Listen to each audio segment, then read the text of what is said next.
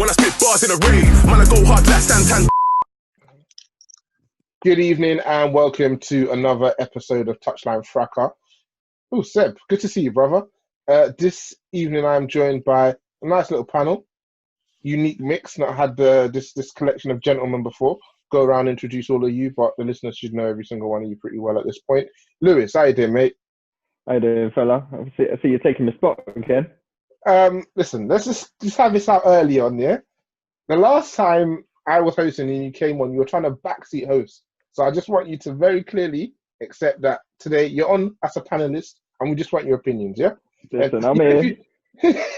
I'm here to enjoy the show, eat my shepherd's pie. Yeah. You're still eating that?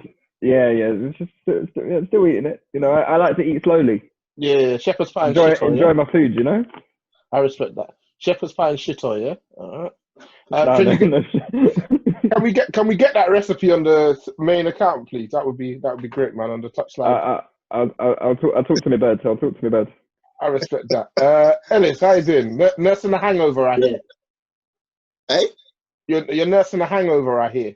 You're something like that, man. It's something like that. It's either hangover or it's not, mate. Wait. Ellis looks like his newborn's been keeping him up for the last 10 nights. Bro, your boy's tired there, man. Hi, bro. I don't know how you guys are getting in situations where you're tired when you... Listen, that's after the pod. We'll talk about it. Jermaine, how you doing, man? All good, brother. What you saying? Good. Yeah, we're good, man. You recovered from yesterday's discussion, yeah? Yeah, we won't talk on that. We'll save that for after the pod. I got news about that guy today. I can't. Seb, how's it going, mate? Yeah, I'm here, man. Just fresh off a victory from Winston Churchill FC yesterday. So... Fucking loving it, mate. They won home and away, mate. They won home and away. Both legs. You love to see it. So before we get into the main pod, I just wanted to take an opportunity to remind our listeners of all the things we've got going on at the moment. As you all know, all the pods are now uploaded onto our YouTube channel. So if you haven't watched, get on the YouTube, subscribe. You can watch the pods. I know sometimes when we're talking over each other, it can be difficult to listen. So you've got that option there. Make sure you use it. Second thing, our Discord community. Already about 200 of you have joined in about a week and a half. So I want to thank you all for that. But I just want to mention that the Discord community is there. It's an opportunity for us to talk, discuss, and just kind of unite as one.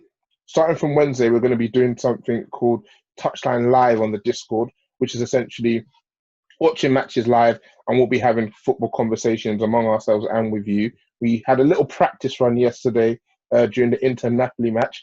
A couple of Chelsea boys, the Morayo boys, Jermaine, Mees, and Dan, got a bit rowdy, got a bit shirty. Shameless.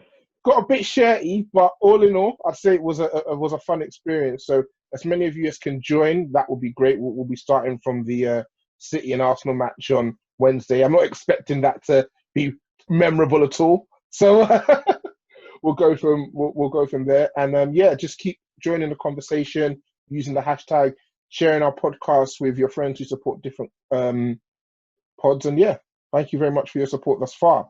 So with that being said, lads, this is the pod before the return of the Empire. How are we feeling? It's been so long. It's been so long that guys like Luis Suarez, who had long-term injuries, are back now. Like, that's how long we've been out. Like, Barca, they got Braithwaite to replace Suarez because he was injured. Suarez came off the bench yesterday. So how are we feeling? They spent like 20 mil on Martin Braithwaite for no reason. Yeah, they couldn't have predicted. Obviously, we've got a mix of fans here. We've got Arsenal fan Lewis. They're not really playing for anything at this point, are you? Ellis, you're fighting for this. Well, you're not fighting for the title. You're basically, your coronation's coming. And we've got United and Chelsea fans who are fighting for that top 4 spot. So what are you guys looking forward to? We are fighting for something, actually. I mean, a lot of it depends on, whether Man City are going to be held responsible for their crimes against humanity. Yeah. Mm-hmm. I mean, if UEFA have got any balls, then yeah, we are fighting for something. But if they don't, then obviously we're. You've seen them lawyers, man. Yeah, we're fighting for that. Listen, you don't want to go up against that, man. No, I don't personally. No, I've had my run-ins with the old law, with the old federales, and don't like the look of it. Fair enough. So Yeah, we saw you yesterday, Lou. getting ducked down, boy. Probably was my brother still. But yeah, that was a good setup. That was a good setup from me, Seb. Yeah, I was waiting for someone to do something, but thanks, yeah. Seb. So let's say we've got two scenarios here, Lewis. Let's say in a world where City's ban doesn't get upheld, what are you looking for the rest of the season from Arsenal? I think obviously we're looking for more detail and more information on what Arteta is going to do and what exactly he's about. Because I think how many games Arteta been in charge for? Maybe about 10 games, is it? And it's been an interesting 10 games. Nothing spectacular, but we haven't lost, which is, that's always a good sign. But I think we're looking for a bit more the next phase now. So I think that's what we're looking for first and foremost. Obviously, if oh bloody hell! Sorry, I was just watching Real Madrid game. Listen, we're professionals here, Lewis. Please. Sorry.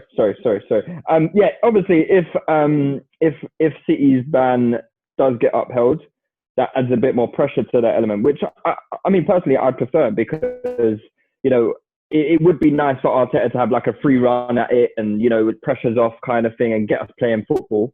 But how does that translate next season when we are actually under huge pressure to get into the top four and stuff like that? So I'd rather him do that now and work that out now, if I'm being honest. Okay, so you're looking for more signs of progress under Arteta, yeah? Yeah, I think so. I think we need to, defensively we've improved, but offensively not shown much. And we're still struggling to score goals. We had a little glimpse against Newcastle, I think it was, where we won 4-0 before the break. Little glimpse of maybe things to come, but we've not had that solid 90-minute performance yet, especially offensively, where we don't seem to be able to create chances. And Arteta's got a lot of working out to do in that regard, because we've got a lot of players who, they're just wrong fits, or they don't quite fit in well together. So he's got a lot of fixing to do now and in the transfer market. So, but a lot of the news today seems like Partey might be coming. So, I'm particularly happy about that. I mean, it feels like this has been going on for ages already, to be honest with you, mate. What, Partey? Yeah, speaking from past experience, so obviously we had our Wesley Schneider kind of saga, which seemed to go on for a lot of my teenage years. What was that guy who played for Benfica, Seb, who you were linked with? Nicholas Gaitan every single season. Gaitan is still 24 years old right now. it doesn't bode well. And you talk about your team. Talk us through that pre-season result that you had against Brentford, where you seem to have lost. What that 20-minute half game? Whatever you want to call it, mate. You lost to Brentford. Was it even, I don't even think it was 11 aside, was it? It was 11 aside. The first half you had Leno, Bellerin, Mustafi, Pablo Mari, Tierney. You've named one player there. You've named one player. None of the two. Saka, Pepe, Nketiah, and Aubameyang. So that sounds like quite a few footballers, as you would. That team was 1-0 up at half time, and then we brought on. I'll read out the second half team: Leno, Bellerin, Mustafi, Luiz, Tierney, Maitland-Niles, Guendouzi, Ozil, Orba, Lacazette, and Saka. Hardly a bunch of shrinking violets there, mate. Well, are you talking about Mesut Ozil? Because I would definitely call him a shrinking violet. I mean, him and Ceballos are pretty much par for the course, in my opinion. So let's say you swap one for the other, but Orba was still on. Saka, Leno, Tierney, Guendouzi, who you'll swear by. How do you feel about the result? Do you take absolutely nothing from it when you think that your next game is away at Manchester City? I don't really care. We're going to lose to Man City anyway. But we don't know anything about the performance. All we saw was goals and Ainsley Maitland-Niles giving it away in midfield, and David Luiz trying to do kick-ups. in the centre circle. So we don't know anything about the game except for the goals and those mistakes. So I'm assuming David Luiz is not going to be trying to do Joga Benito against Man City on Wednesday. Well, I hope not. Wouldn't be surprised. Wouldn't be surprised because we all know what David Luiz is about, even though certain Chelsea representatives would tell us otherwise. I'm not saying you, Jay, but maybe others. Yeah. But yeah, what can we take from it? Because you guys lost to West Brom. You have an heart attack about it? We won one and we lost one, so a little bit different. Oh, what, 2 games in one day? Yeah, we built different. Right.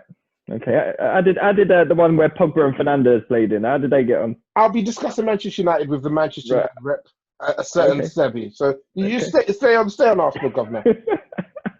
Yeah, look, I don't know what to say, but I expect to lose against Man City on Wednesday. I'm not too sure what we can take from it. Obviously, Laka scored. Did Laka score against Brentford? A lovely goal. Oh, did he not? Oh, did he score in an earlier? He scored in the Charlton one, but I can't remember who scored. No, Willock scored. Sorry, Willock scored. Guys are saying Laka's back, even though there was a Laka to come back to. But yeah. I mean, look, like that's all we can hope for is that certain players have come back with something to prove to the manager. Laka maybe hopefully come back a little bit trimmer.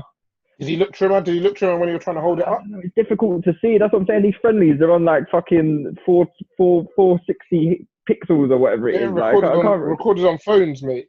Exactly. Like I can't really see much, but yeah. Look, I don't really know what to say about these friendlies. To be honest, I'm not really too fussed by them. We've all got to do them. Didn't Spurs lose as well? So listen, mate. Listen. Stop trying to. Just sticking your own. What's the saying about glass houses, throwing stones, etc., etc. You worry about Arsenal, yeah. Spurs will worry about Spurs. And I know I'm in a glass house. I'm trying to break everyone else. I'm trying to break everyone else's glass house. That's what I'm trying to do. Cool. So from the mid-table lows of Arsenal to the table-topping highs of Liverpool, Ellis, it's different. The air's different around Anfield. Talk to us. What is it? Was it two more games until you guys are crowned champions? Yeah. 2 wins. Yeah, 2 wins. We need 2 wins to be crowned champions. Yeah, I said 2 games because I reckon you'll get it done in 2 games. How are you feeling? Obviously, we haven't had you on for a few weeks, but you had to kind of deal with the whole like null and void FC stuff, and I guess there was a part of you that at times probably thought it wasn't going to come back. So talk us through your relief when we finally heard it was coming back, and what you're going to be doing once you're crowned champions. Yeah, obviously we were very happy when they said they're going to continue the season. I wouldn't say it was relief. I personally knew that they had to finish the season just because of the financial aspect of it. Of course you did, yeah. No, obviously, he deals with the numbers, innit? So he knows. Liverpool fans turned into those 5G guys with coronavirus when they were talking about conspiracy theories about they just don't want to give it to us because we're Liverpool. But then the other side are like, yeah, we're giving it to them because they're Liverpool. It don't make any sense. This is why conspiracy theories are just dumb, man. Weird, but yeah. So they said they got to finish it, so they're going to finish it. Obviously, coronavirus is still around. Who's to say that a second wave is not going to hit us again, and they probably have to pause it again. But yeah, happy that we can finish it. Hopefully, we get it done. Hopefully, Arsenal will do us a favour. Doubt it, but hopefully, they can do us a favour. Yeah, don't bet too much on it, mate. I know. And if Arsenal was to beat Man City, then we just need to beat Everton, and then do our thing and lift the trophy, man. When we do lift the trophy, drinks galore, mate. That would be sweet if you could actually win the trophy against Everton, right? Exactly, eternal rivals, definitely, man. Especially for like the Liverpool fans. I mean, how many Everton fans does Ellis know? I said especially for the native Liverpool fans. I don't know. Yeah, you covered. You did well, Ellis. That was nice. That was smooth, Lewis. I know you wanted it. I wanted it too.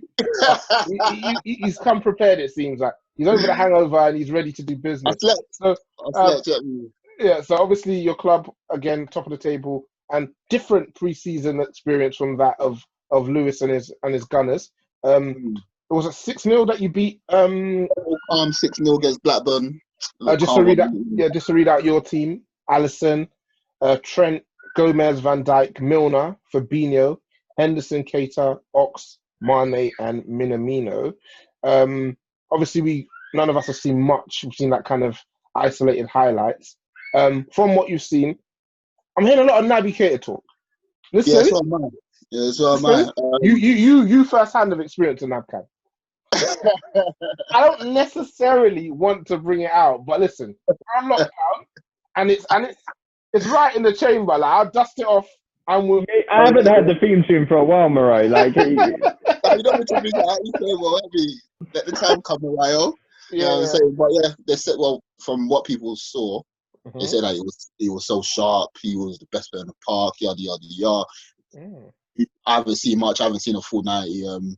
From the highlights, he looks to have a yard sharper. There's a couple goals where he looks a bit bright. Looks like he's overcome his injury woes. Hopefully, this rest has helped him to get a bit stronger and get a bit fitter. He's used to doing it against Championship standard opposition, though, isn't it? So. But you worry about Arsenal, man. I like. Worry about Arsenal. Cool. Jermaine, how you doing, man? Let's talk for a bit. Obviously, you kind of covered yourself in shame in the Discord space yesterday. That's fine. I still rock with you. You got guys telling us that Ruben Loftus-Cheek would score 30-odd goals in Portugal. But yeah, we'll save that for another pod. Obviously, Chelsea. I have to back my guys. Of course. Chelsea have also come in with a couple of wins, a 1-0 against QPR. And what was the score today? It was 7-1. 1-0 against Reading and then a 7-1 against QPR. Loftus did grab a couple of goals, so that's good. Boy. Again, a cheeky little player who loves it against the Championship sides. But talk about talk about everything you're feeling coming in, because obviously you've got a little top 4 battle with Manchester United going on. Also, you've got a lot of transfer whispers. You're hearing a bit of Havertz. You're hearing a bit of Werner. Yeah. How are you feeling coming into the season again? Yeah, in regards to coming into obviously the last 9 games, I think a lot of the Chelsea fans and myself, I feel like we've been quite positive in terms of players like Ruben Loftus-Cheek coming back. He looks like he's been getting a lot of minutes as well in the friendly, so it looks like he's probably in contention to start against Villa. But like even players like Cho as well, who have kind of had a rough time this season, he's coming back. He should be quite like ready for Villa as well. Got players like Reece James, like a lot of players that have had a lot of knocks like this season, been in and out of the team. They've had quite a long time to kind of rest, especially as well like Kante as well. Like he's one of the main ones. So he's had knocks throughout the whole season. But I think obviously due to the whole lockdown and the pandemic and that, he should be quite fresh and ready to go. So it's looking good in terms of like the squad that we'll be going into the last 9 games with. And then you've got players like, obviously, Billy Gilmour scored 2 goals as well today in the friendly. So do you expect him to feature much in the Prem? I think he's going to be a massive part of the last 9 games, to be honest. I think with Jorginho, I think a lot of people have got their gripes about Jorginho, defensively, and then even going forward as well. Some of the stuff that he does going forward, I think Billy's shown that he can definitely grow to be a player better than Jorginho. I'm not saying he's 100% better than him now. But when you say a lot of people have their gripes with Jorginho, are you one of those people? I'm definitely one of them, but you see it a lot though. You see you see people talk about his pros, and you see people talk about the same cons as well. But for me personally, if I'm speaking like with Jorginho, I've just seen him get ragdolled a bit too much by certain players that shouldn't really be dominating against him, and I don't know. Like there's a lot of good in his game. But I think I've seen, we saw Billy Gilmour against Liverpool, and I know people tried to say like it's going to be his Wilshere game, isn't it? We're going to be hearing about that game for 5 years, man. It might be, but the thing is, he'll probably stay fit. That's the thing. So he'll be able to like disgusted show it throughout parts of the season. Whereas Wilshere is kind of he's playing for West Ham now, only so. That tells you everything you need to know. But like, with Gilmour, with Gilmour, yeah, I feel like it's a massive 9 games for him. Come like these games coming up now will be a massive 9 games for him, because I think if he can have 2 or 3 decent performances, it's going to be very hard for Lampard to turn around to him and say, you know what, like I have to bench you now. Because Jorginho, he's been a good player for us, but he hasn't done enough for Lampard to turn around and be like, well, you go straight back in. So, yeah. Jay, how do you feel about Frank Lampard turning Chelsea into Winston Churchill FC?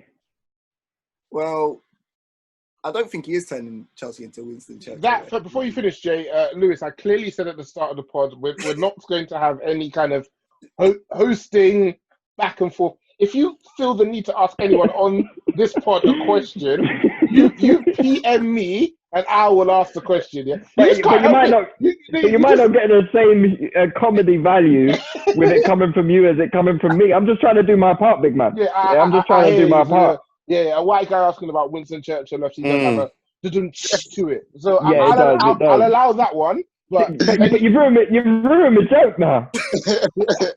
Any more of that? Lamps has obviously shown a proper. He looks like he's driving that English core at the moment, isn't it? Like he's trying to get Chilwell in there, Mount. You know, like he's definitely got a bias with the English players. Like he's definitely watching a lot of Only Fools and Horses, man. Like, he's got a certain energy going on at the moment. But I think eventually, even with his signings, I think there'll be a nice balance to the team anyway. So it's cool. Yeah, you do have you've got a few lads. I also want to touch on some good news, obviously in regards to Cho and everything that he was going through. I think he posted something yesterday evening, didn't he, to kind of just confirm that he's been cleared of all kind of wrongdoing. Yeah. Is he fit at the moment? Is he looking to feature for these last 9 games or so? He was training with the first team and that leading up to the friendlies, but I think he must have got a knock just before the Reading friendly. So he's been out for like 2 or 3 days, or maybe actually might even be longer than that. But he's due to train, I think, tomorrow. So yeah, he I think he'll be fine for Villa. But it is good news to hear, like obviously, that he can kind of just start concentrating on football again and stuff like that. Because I think, you know, nobody wants them kind of issues surrounding the club or surrounding the player and anybody else involved. You know what I'm saying? So yeah, it's just a thing where he just needs to learn his lesson in terms of even being in that situation in the first place and just keep himself away from it. Keep his head down, yeah. Yeah, just keep his head down and you know, just focus on his football. I do hope that it doesn't have like an adverse effect on him where it's like, you know, it's taken over so much of his, you know, personality and just his mentality. And I hope that it doesn't have an adverse effect on his playing career, because that would be a real big shame. Yeah. It's like, to be honest, like mentally, he does look like he deals with a lot quite well. Because if you think about what he's kind of gone through throughout the whole season, even starting from the Bayern Munich like speculation and then the contract and if he was going to sign, whether he was going to stay, like I think he's dealt with it quite well. But I think it's just been a thing where there's been one thing after the other with him, like from that time up until now. But he looks like he's dealing with it okay. I don't really see him looking kind of weak in terms of in that area. But we'll have to wait and see what happens next season. I think that's when we'll find out how much it affects him really. Yeah, I only want to pam him for football reasons, innit? That's I don't want to get on his case for anything non-football related. So yeah, exactly. I'm going to ask you something, Jermaine, that I didn't ask Lewis or Ellis, because you have so many options, so many moving parts. What do you think Chelsea's starting lineup is going to be for your first game?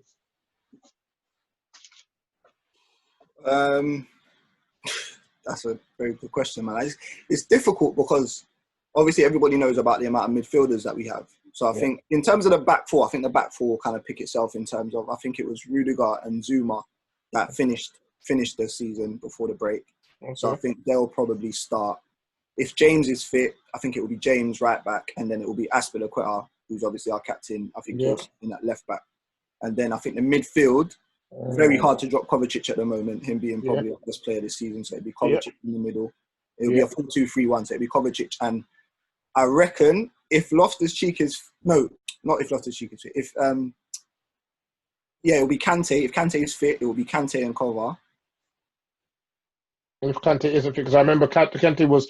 he was hesitant about coming back. I know he has respiratory issues in his family as well, so he didn't really want to... And the thing is as well, he might want to keep the kind of Billy Gilmore chain going, isn't it? So he might... Is that a thing, though? Is that a thing beyond the Chelsea Hour podcast?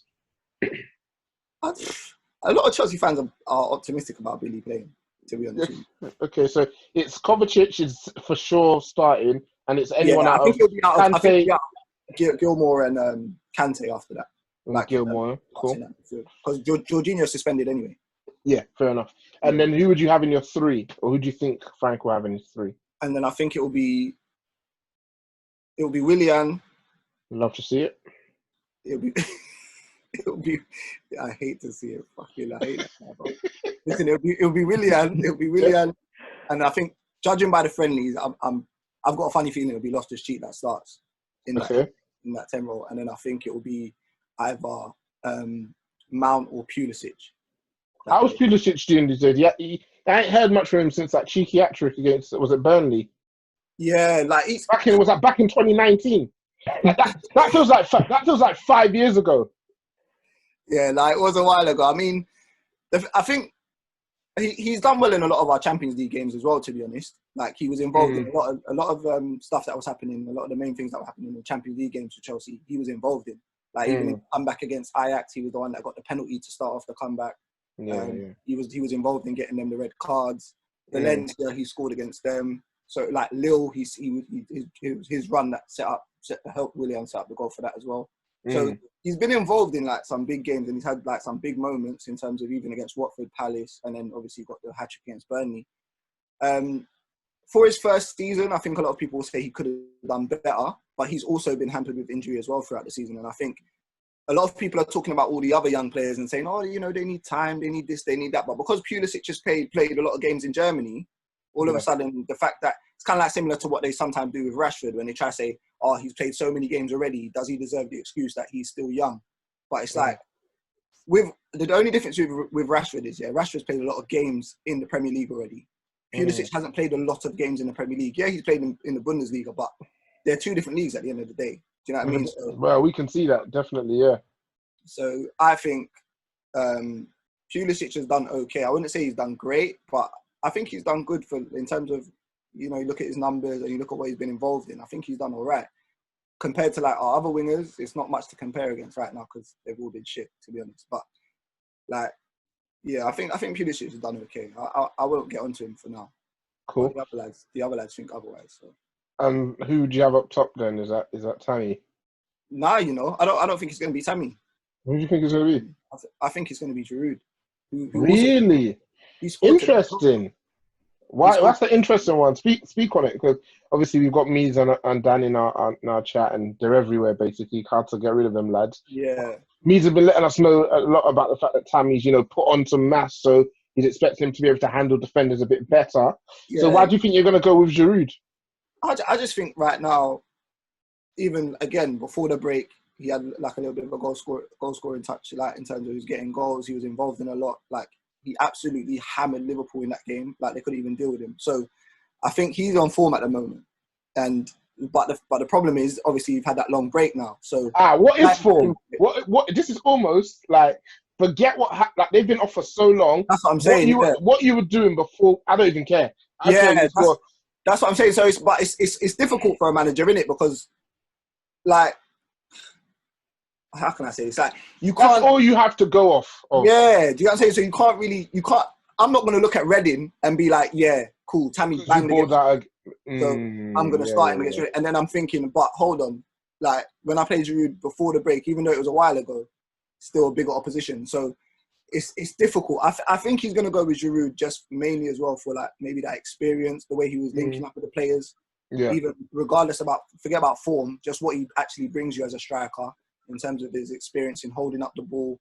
If we have got players back like Ruben, Pulisic, them players might feed off him quite well. You know what I'm saying? Like Ruben he likes to get into the box as well. So I think he can do well. Better than what Mason Mount did when he was playing against, like behind Tammy. You know what I'm saying? Because that was that's criminal. I don't want to see that again, to be honest with you. Yeah. Yeah, man. I think it's looking good for us in terms of going back. But yeah, Giroud, I think to start. I think Tammy, he's got a lot of work to do in terms of the last 9 games.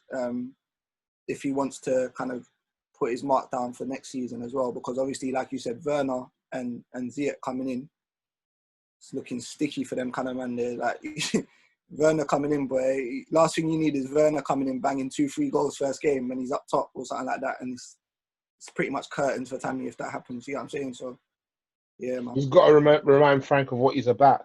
And last but not least, the Dennis Rodman of this pod, Seb. How you doing, brother? Jordan.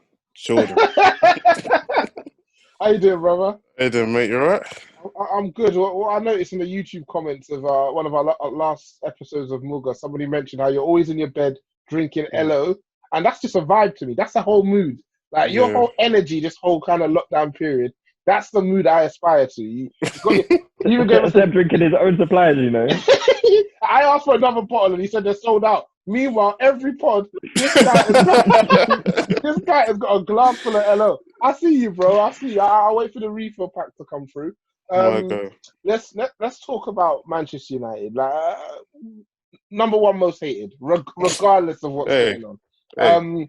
We're fighting for that top four spot. Like obviously, certain man like Lewis, whose team's down in 9th, is hoping that if City kind of get into a sticky situation, that opens everything up.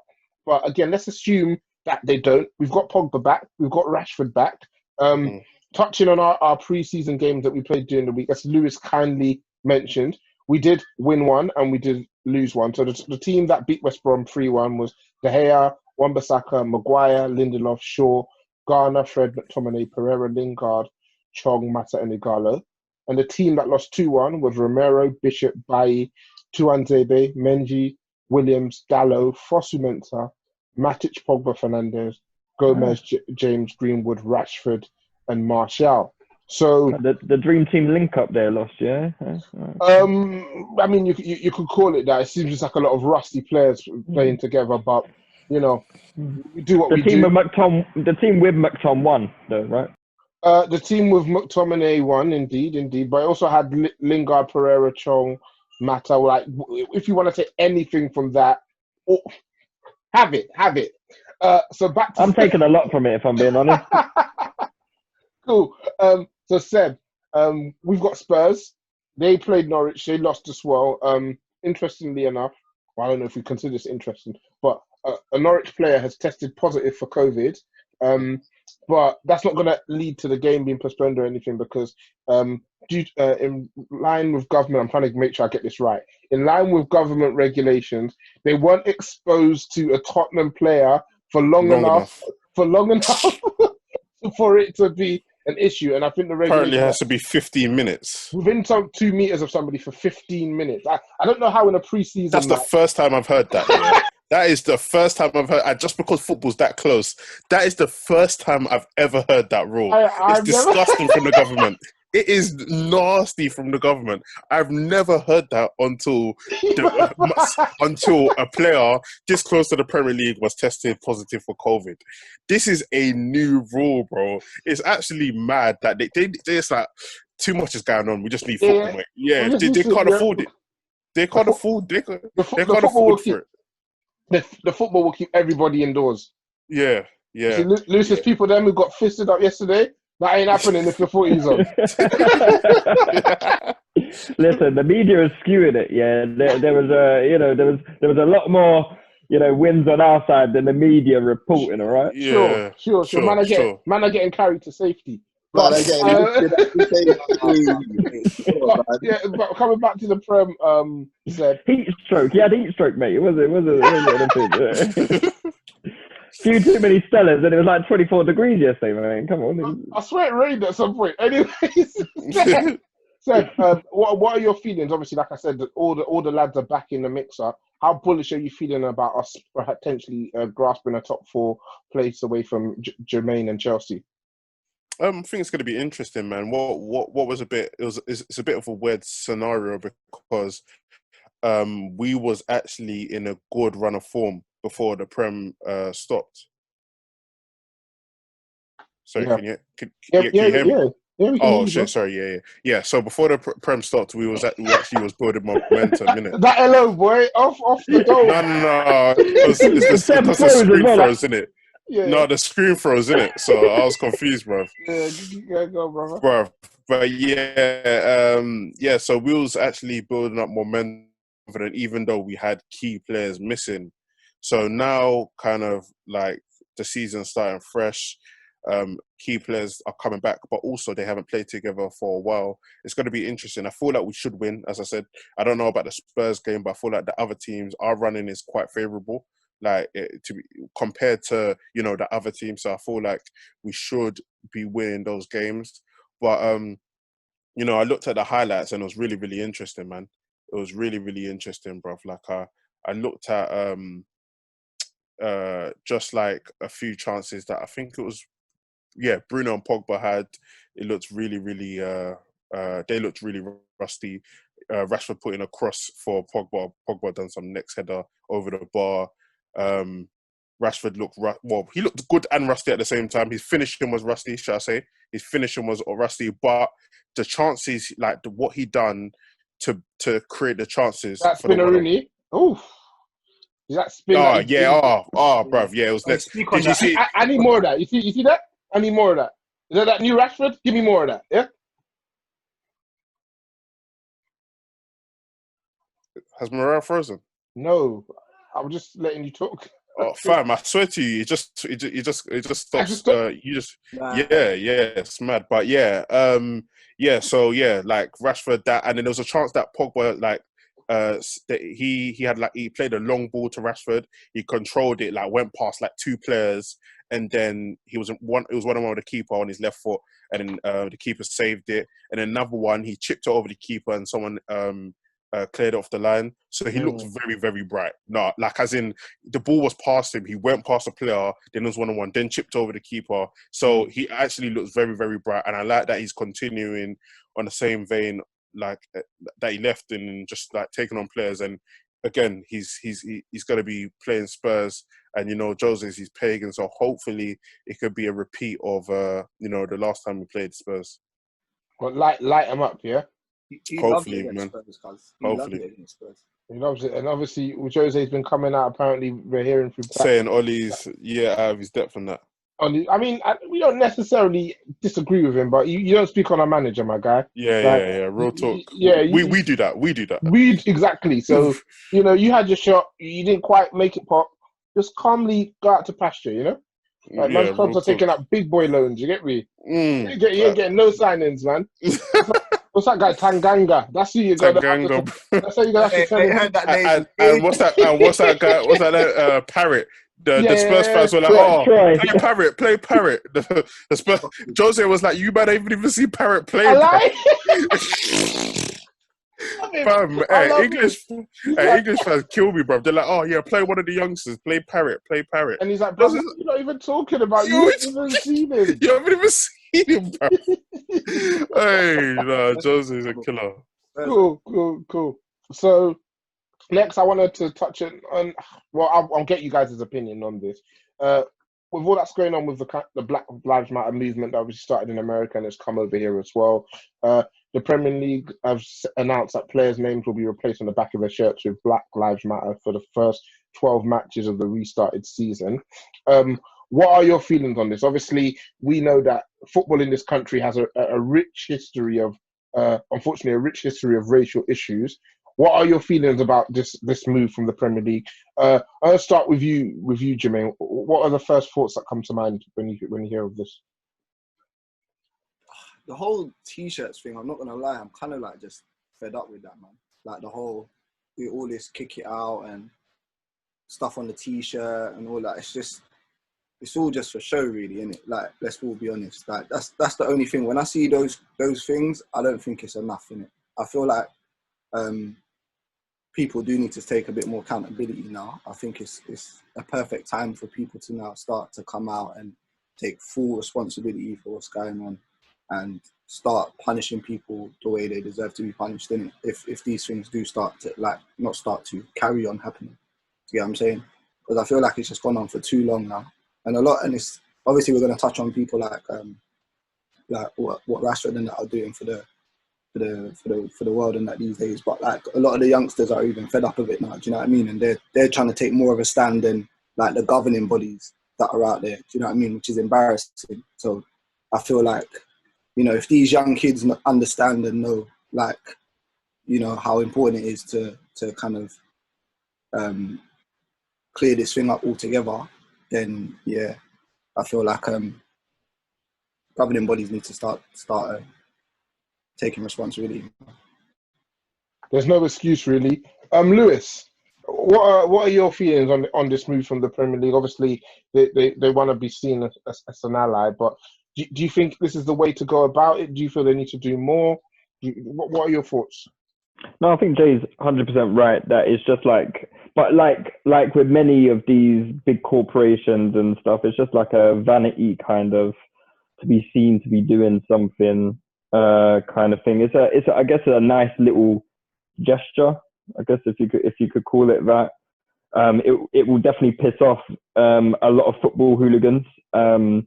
Whether that's a good thing or not, I don't know. But yeah, it's definitely not enough, and I wouldn't even call it a start. I guess things are getting a lot more recognition. You know, a lot more people are speaking up on things. You know, white people seem to be taking more accountability to certain things, but you know, the UK has an issue with racism that is, it's not the most. Obviously, we've seen scenes in the last few days that have been quite, you know, outright shows of racism. You know, with the protests that we're seeing, like just defending the statues and all of that crap. But you know, Britain has long time had an issue with like subtle forms of racism, and you know, putting Black Lives Matter on shirts isn't going to do anything to change any of that. The people who still hold those kind of views, the people who still, you know, the racists are still going to behave the same way. I don't think it's going to, until you start actually finding the root cause and the root problem. These things are just vanity things to me. Cool, Ellis. What are your thoughts on the Premier League's move? Obviously, you support a club that's kind of had issues in the past. Not to take shots, just to call it how it is. What are your feelings on the move from the Premier League? I think like the rest, like Jay and Lou said, it's just like it's pretty, innit? It's just one of those oh, well, everyone else is doing it, let's do it. Don't want to get left out. I think education needs to be done more within the British culture in regards to racism. If you look at the FA and who's running the FA, there's not many black people in the board anyway. So these are the things that we need to look at. It's all well and good saying Black Lives Matter or let's kick out racism, but you're not doing nothing in a higher up that make the decisions. I just think it's vanity, and it's just one of those lip service things like this you alluded to last week, and all the clubs coming out saying, yeah, let's do this, let's do that, but there's not much coming down, encouraging you know, the black people within the game to come up. I mean, for instance, Sol Campbell, who's battling in the bottom league just to get a job. Whereas, no offense, but someone like Frank Lampard can just go to Derby and come to Chelsea. So these are the things that we need to look at and need to sort out. Cool. I want to touch on some lighter stuff here, and it's basically just us giving this guy some props for everything he's doing. Seb, we're talking about Marcus Rashford. Obviously, he's been injured, and he's been quite vocal during this lockdown. And we're talking about a 22-year-old who's raised over 20 million in financial and food donations. You know, he's really stuck his neck out there, and he's really trying to contribute to making his society a better place and looking out for children. Yeah, I know you've always been a big kind of supporter of Marcus Rashford. Just how proud of him are you for everything that he's currently doing? Yeah, no, super proud, man. I definitely respect it. As I spoke on like I was speaking with a few friends, and I'm just really impressed with the younger generation of footballers. Like, you know, it seemed like they're making a real effort socially, and yeah, they're actually really trying to help. I know, yeah, again, just to just go back to like what Rashford's done is absolutely phenomenal.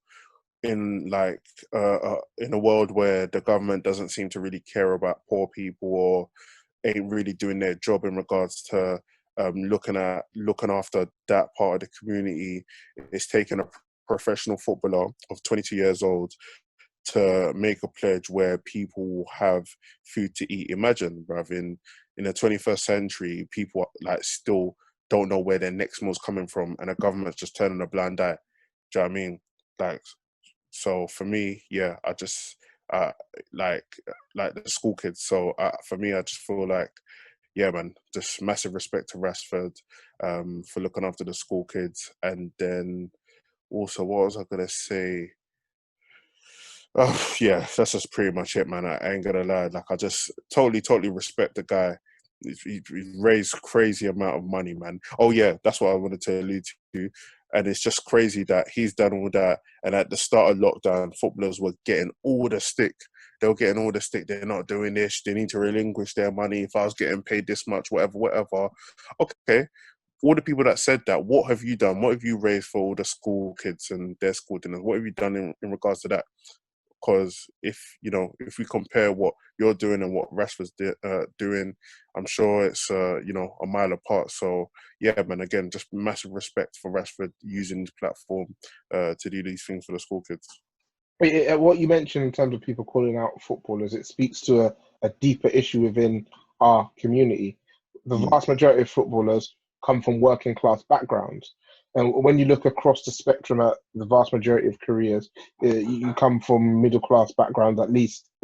So it's almost like people feel like it's not fair that these working class people have access to this amount of money. But what you find is that it's only the people who are like us who get to these privileged positions can understand what everyday people are going through. People who've always had the benefit of eating 3 meals a day, whatever they wanted to eat, couldn't possibly contemplate or fathom that kids who are now out of school are now missing out on a whole meal, and their families are in a financial situation, which means they're now having to go without. So, Jermaine, I haven't spoken to you about it. So if there's anything else you want to add, any thoughts you want to share in regards to, what Marcus Rashford, and not just Marcus Rashford, because I know a lot of clubs, players have contributed in this time, use their platforms to raise awareness. If there's anything else you want to share, we're happy to hear it, mate. Yeah, no, I just think, again, kind of similar to what I said before, I think it's just really good to see the younger footballers, like the really young ones as well, like they're proper trying to stand up and be counted in terms of like using their platform and their wealth even to like help these people that are in difficult situations. And I think a lot of people feel like some of them are very ungrateful, and they're not grateful for the position that they're in, but they're clearly showing that they do remember where they come from. Do you know what I mean? And they do really appreciate the fact that they're earning a lot of money, and despite the fact that they entertain all of these same people that try and call them out, and they proper put their bodies on the line to entertain people every single week. Regardless, they're still out there helping, and like Seb said, they're doing a lot more than a lot of people that are talking consistently. So it's just really good to see, and I hope it carries on.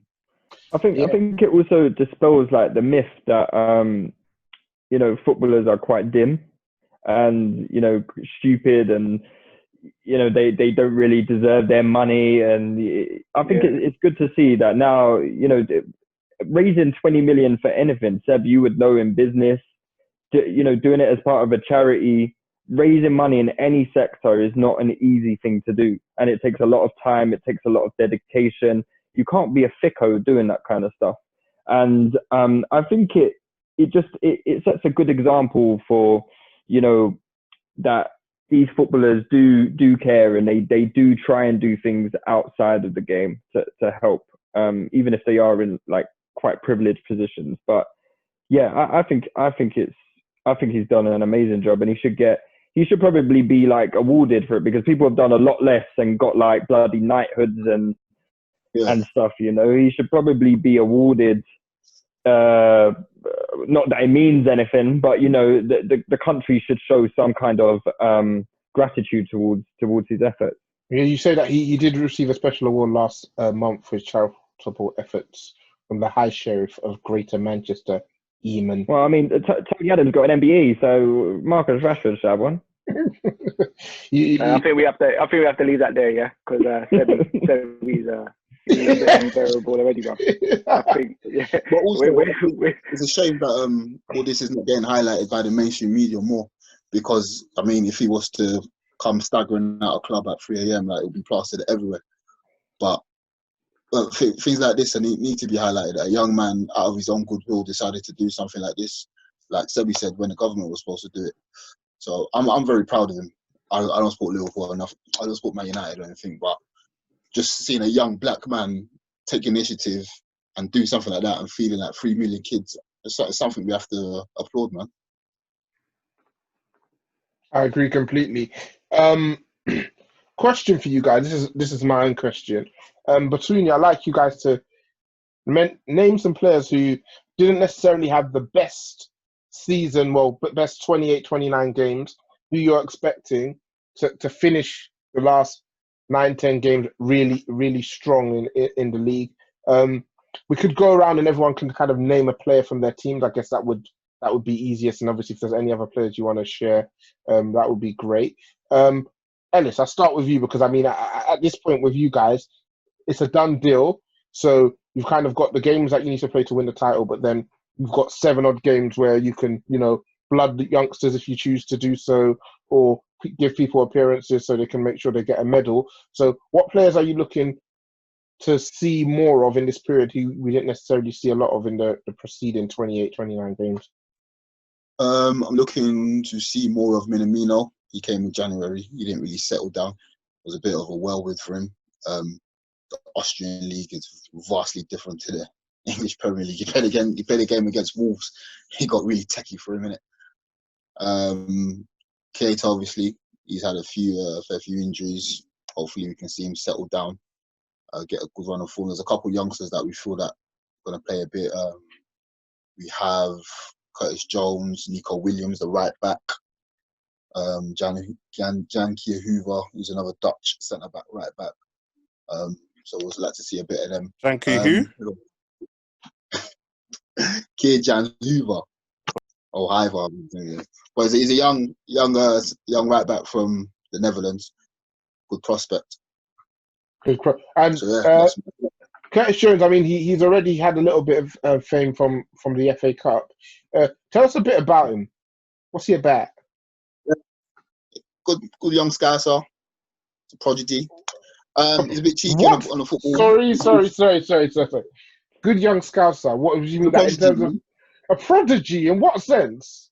Good young Scouser basically means he doesn't carry around a Stanley knife while he's playing football. The views of Lewis are for Lewis alone. Agreed. No, he's an attacking midfielder. A couple games he's coming from the left. He played against Chelsea in the FA Cup. Obviously, he scored a winner against Everton in the previous round. Then he's played against Chelsea. My thing with him was that he took too long with the ball. Obviously, he's the best player in the youth team, so he can do what he wants on the pitch. But when you get to this level, you need to move that ball sharpish. So I think that's one thing he needs to work on his game. But yeah, man, he's a type of player who wants to get the ball and make things happen. Very skillful. He likes a little body jink, body twist, and all that good stuff, which is something that we don't have in our midfield currently. Obviously, we've got a lot of we've got a lot of black workhorses in our midfield. We don't have anyone with a bit of trickery, so that's something that he could bring. But obviously, he's still young. He's about 18, 19, so he needs to put on a bit of mass and just learn the game a bit more. How about the Alex Oxlade-Chamberlain? Ironically, I think he came off in the last friendly. Oh no! Took a knock to his ankle. Oh no! Yeah, but it was a little knock, but they said it's just precautionary him coming off. So I don't think it's nothing too deep. Again, that's another player we'd like to see more of. He's played a few games. The injury to his knee has taken not a lot away from him, but it's taken him time just to find any rhythm in his game. So hopefully the rest will probably allow for that. I mean, a lot of players are going to be beneficial for this rest. So we'll see, man. He's played a few games, he scored a few goals, but he hasn't had any like rhythm in his game, and he's been moved about a bit. So he's played on that left, right. He's played centre. And it's what about Firmino? Is he not someone we want to see a little bit more from? No, seven league goals or so. I don't know. Listen, every goal matters. When you're talking about Liverpool players, have some respect for them. Have some decorum, rude boy. You understand? I know, like, I can't respect strikers who scored 8 goals a season. Sorry, mate. Nah, yeah, hopefully he can bang some more goals, man. He hasn't scored a goal at home all season, which is diabolical. Absolutely shocking. Just needing to get a few more goals, man. He's all-round player, as you know. He's a good player. Yeah, tidy. Not the best. Tidy. I'll give you that. He's a tidy lad. Seb, what Manchester United player who hasn't featured heavily in the first 28, 29 games are you looking to play a big part? Jermaine, remember, this is visual, so we can see you rolling your eyes. I mean, you're going to say Loftus-Cheek, so I don't know why you're rolling your eyes. Go on, Seb. Probably we'll have to see in it because we're still trying to chase for something in it. So yeah, I mean, it can't be given out. It's not no. It doesn't necessarily have to be a young player. It's just a player who. Yeah. I'm thinking. I was just saying because it's not no daddy daycare like Chelsea. Do you know what I mean? It's not, so we got. I'd say I'm looking forward to see a Maguire and Bailly partnership. Okay. Like for an extended run just to see how Bailly goes. And to be fair, like I have no stocks in Bailly. I'm kind of done with him not because of his talent levels, just because of how often he gets injured. But I just want to see how that looks like. There's also like a young centre back. I don't even know his name, but I saw a clip of him the other day and he looked he looked mad. Like yeah, he looked quite. Is that big. Mengi that they've been talking about? Yeah. They're saying like he's proper. So maybe if we've got something sealed, or I don't know if the Europa League's coming back or whatever, I don't know. So you can play there, and definitely Greenwood. I'd like to see Greenwood start for the rest of the season, and then Daniel James come on as an impact player. But yeah, definitely Mason Greenwood. For Pogba, maybe that would be. I was actually waiting for that. Yeah. No, yeah. To be fair, yeah, I forgot about that because that's just automatic, innit? Like it's like that's gonna happen. So yeah. But make sure that people know though, because if you guys are rolling eyes, let's make sure they're rolling eyes for the right reason. You get me? Yeah. No, let's see. We'll see what Pogba's on. I guess naturally I can segue into you, Jermaine, since you're doing a lot. What Chelsea players are you looking at who haven't featured much in the first 28, 29 games, but you're looking for them to have a big role? Gilmore. Bro, I think he slaps all your young midfielders, cuz. So relax. But nah, I think, before any of them, I think the one player I think I'd like to see come back in after his injuries and that is Pulisic, actually. I think Pulisic can come in and be good for us in the last 9 games. I think he'll be one of our better winners. I think Willian, everybody knows, like, he just doesn't give us anything. It's just hella work. That's all it is. So that's something. With over 7 years, the guy's a nasty youth. He's a disgusting brother. But listen, Pulisic, I think it would be good to see him have like a good little end to the season. Obviously, we've got Cho as well, who I'd like to see come back and have a positive end to the season as well. I think if he can get a good run of games, I think he'll end the season well. And then last but not least, obviously, we saved the best till last. Ruben Loftus-Cheek, if he comes back, I think he's easily going to be probably our best player, like in the last 9 games, easily. Oh, wow. Like not even a question about that. That's if he plays, I'm assuming. But yeah, he'll be your best player. Is that more indicative of the lack of quality in the Chelsea team? No, not really. Not to be your best player. Not really. Who else would be in the running for best player with him? What sort of names are you putting? No, our best player of the season is going to be Kovacic. Like, without doubt. Okay, so Kovacic. Who else? So you got Kovacic, RLC. What other players are like in and around that? Like, they've been our best player this season. I don't really think you have any stellar names. That's the point I'm making. We don't. Not yet. But we got 2 on the way. But maybe. Yeah. No. They'll be here. But Mounty and Jamesy. Nah. This guy's trying to get the Brexit vibes in. This guy's trying to get the Brexit vibes in already. Mounty has played quite a bit, to be honest. I watched quite an interesting compilation vid the other day. With Mount, yeah, he's interesting because that compilation vid was probably him playing number 10, fam, and that is just shocking. But like, if he plays deeper, where he did play against Everton, I think he came on against Liverpool as well. He played deeper as well. So any time he plays in a deeper role in midfield, he plays much better. He's always involved. Suits him more, yeah. Yeah, 100%. Like he's a much better player there. But in terms of like our best player of the season, it's definitely gonna be Kovacic. There's nobody else. Just gonna be Kovacic. I hear you. Lewis, what? Sorry, man, but I have to ask. What Arsenal player are you looking to feature heavily, do well in these last 9-10 games? I probably won't know as well as you, but I think of names and I feel like all your guys have played a pretty decent amount. So what people are you looking to see a bit more of? I think it'd be easier to fucking answer the question of what players I wouldn't like to see more of. I think that's an easier question to answer. I think the obvious answer to the question is like Pepe, who's had a pretty underwhelming start to his Arsenal career. Yeah, it's probably not. I don't know. I haven't quite worked out if it's going to be beneficial for him this break. Like, you know, maybe it's a chance to, you know, really just settle in a little bit more, have a second wind. Or, you know, has it interrupted him, his settling in process a little bit more, so it's going to take him even longer? I don't know. I haven't quite worked that out yet, so I guess we'll just see how he is. But yeah, Pepe is probably the obvious choice. What about Kieran Tierney? Is he still injured? No. Yes. Let's take that silence as Lewis saying that he's not necessarily a big fan of Kieran Tierney. Obviously, those of us here know that's not the reason why he's not responded. But you know, agendas are agendas, and you know me. I've made a career of putting together some of the finest agendas you've all ever seen. So, with that being said, we're gonna close up with some listeners' questions. We'll start with underscore nomics. Again, thanks for the question. Next time, £20 on the Cash App, Brother Avanti, and just show up on the pod. That would be nice. What team would you pick if you was Arteta? So I assume he's talking about for the game against Manchester City on Wednesday. Once again, a reminder that we will be having Touchline Fracas live on the Discord. Good to have you back, Lewis. So sorry, I got a phone call. The old landline went. You know, I think you guys heard it. Yeah, we could hear it when you were talking. So yeah, I was asking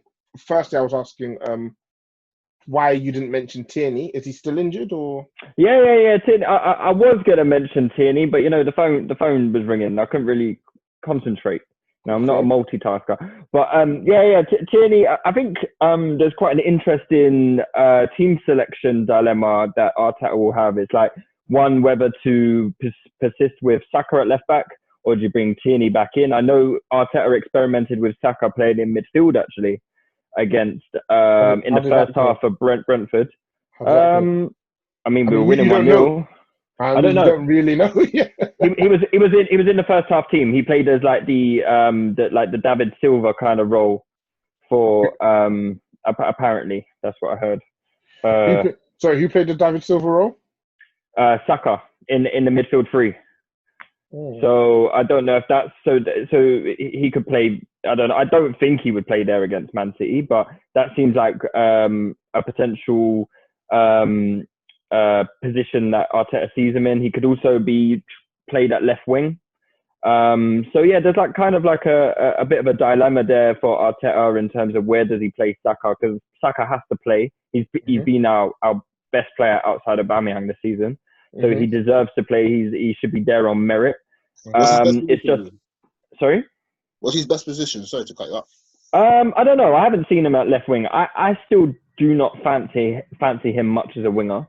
But I need to be honest with myself and say I haven't really seen Saka as a left winger. But I'm just taking this from what I see of him as a player. I don't really see anything particularly special about his one-on-one ability, so I have doubts that he could be a good winger. But I think at the same time, he deserves his chance.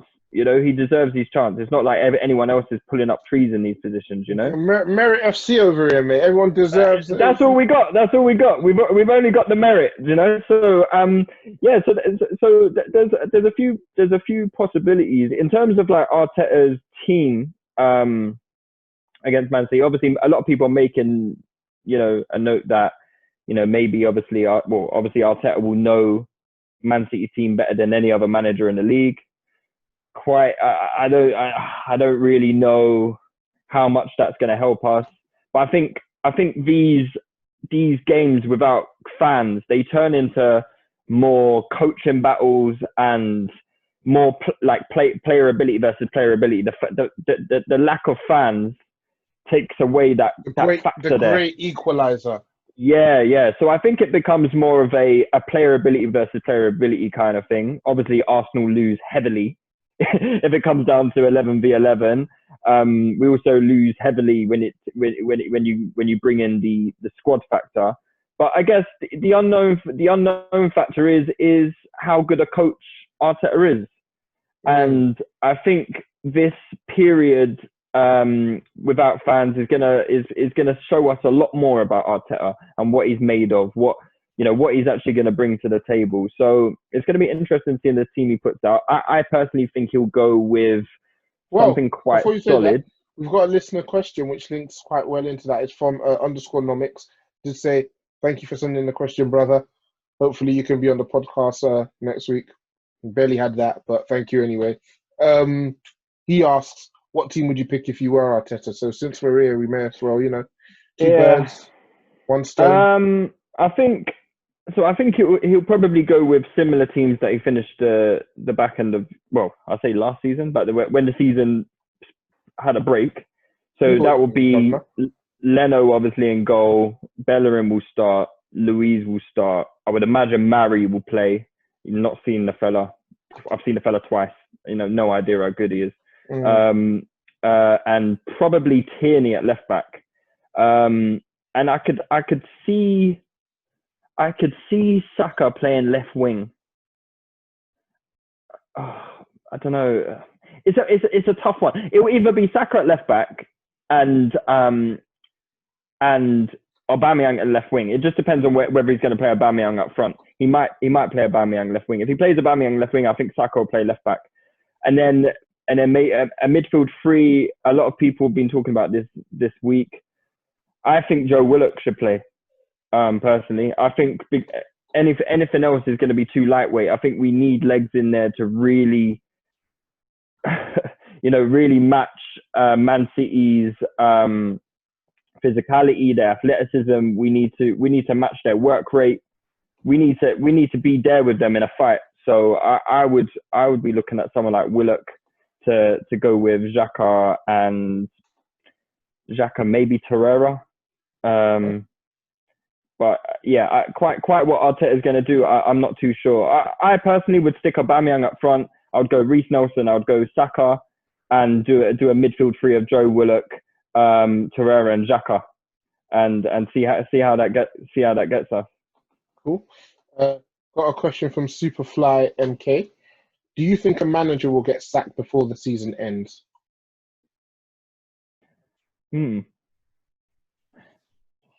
That's a good question. Yeah. I doubt it, man. With what's going on, that would be a bit rogue. Yeah, a bit weird. But True say Liverpool tried to do a furlough thing. So imagine like Klopp just loses all these. I was gonna say, how's it gonna work? Like, if a man gets sacked, how's it gonna work? Like, what, they're gonna get like some special compensation or something? How's it work? God knows, man. But I don't know. It would be brutal if a club did that. Yeah, I can't see it. Yeah, you look at the table and you've got obviously Liverpool top, City second, Leicester third, Chelsea fourth, United fifth, Wolves sixth, Sheffield United seventh, Tottenham eighth, Jose be careful, Arsenal ninth, Burnley 10th, Palace 11th, Everton 12th, Newcastle 13th, Sutton 14th. Sutton have just given their manager like a new 4 or 5 year contract, haven't they? Brighton and Hove Albion 15th, West Ham 16th, Watford 17th, Bournemouth 18th, Villa 19th, and Norwich 20th. I don't really feel like there's any necessary like standout in regards to who could like after. Who was under pressure before like the break? Like, was there anyone like really under pressure and the breakers got them a few months' salary? Can't even remember, mate. If there was anyone under any pressure, can't even remember. Was Eddie Howe under some pressure at Bournemouth? Yeah, he was. Yeah. Yeah, because they're in the relegation zone, right? Did you say Bournemouth for relegation? Yeah, I think Eddie Howe is someone though that I don't think Bournemouth would sack him. I think they're more likely to give him the grace because he has done so well for them. As you know, he's taken them from is it from League 2 up to the Premier League? Is that right? Or League 1 to the Premier League? Yeah, he's been there the whole way. Yeah, I think the conversation was around: do they get rid and bring somebody else in, or do they get relegated and let him build them back up again? Because me personally, I would get rid of him because I think he's hit his ceiling. Do you think so? Because I mean, he was somebody that a lot of people had an eye on, perhaps making the step up to the highest level. Yeah, I think he could. I think he could. I think just because maybe your time has run out at a club, it doesn't make you a bad coach. You know, I think we still have to remember all the good things that he did for Bournemouth. He made Bournemouth one of the most exciting teams to watch in the Premier League. And I know they had a fair bit amount of money to spend, but not huge amounts. I mean, their wage bill is probably one of the smallest in the Premier League. So to do that on quite a limited budget, with players like Steve Cook in defence, it's an achievement. And yeah, he's having his first struggle season, and maybe we'll see a lot about his character and how he deals with this kind of thing. He might have been able to reinstall some new ideas over this break. You know, some fresh confidence amongst the team. This break, I think there's also a question about what team is going to benefit most from the pandemic. That might actually be Bournemouth, because they might get a new lease of life from this break. You know. So, but me personally, I'd be looking to. If pre-corona, I would have been looking to get rid of Eddie Howe because I think he had hit his ceiling, and I still think he could get a decent job, like a team that's with a high reputation in Bournemouth. Okay. From our Discord community, we've got a question from Adil. Do you think there'll be a massive gap in fitness levels between the top of the league and the bottom, or will we see more surprising results than usual? I think the smaller teams are gonna be fitter, bro. Like them, man. As I said earlier on, when we was having pods during lockdown, the man have been training underground, and where everyone's been, lax and enjoying lockdown and enjoying the break or whatever. Sheffield United say we have a chance to get into the Champions League. 100% they did secret training, bruv. 100% they did secret training. Wolves the same. 100% they did secret training. Enough, you mentioned that in Austria, obviously Salzburg have won the league, the last 8, 9, maybe 10 years in a row. Yeah. This season, they were behind a club called Lask Linz, and they were found to have started training earlier than teams were allowed. And they ended up being docked like 12 points, and now Salzburg are top of the league again. And they're playing today, actually. Somebody's just drinking from the bottle now, you know. It's water. It's water, I hope. So, Serbi, that point you make is not without precedent, actually. And I think you're right. Any opportunity to gain an edge with everything that's at stake, especially with the reduced revenue these clubs are going to have, why wouldn't you? 100%. The Sheffield United lads, they love it. They love it. And the thing is, they come in fit already. That was their USP. They were pamming everybody with fitness, running everybody to death. So that was their USP anyway. So I feel like they're gonna be 100% on it. The big teams are gonna have to get the games over in the first half, mate. First 60 minutes is where you gotta have to pack them in with goals and then just rely on your technical ability, because again, like even when you think about players like, say, for example, we look at our team, look at Pogba. Pogba's never ever been the fittest player, really and truly. He's missed so much of the season and gonna come straight into the midfield. Do you know what I mean? Which is actually, he's only going to be able to play for the first, 3 games, maybe 60, 70 minutes, and that's it.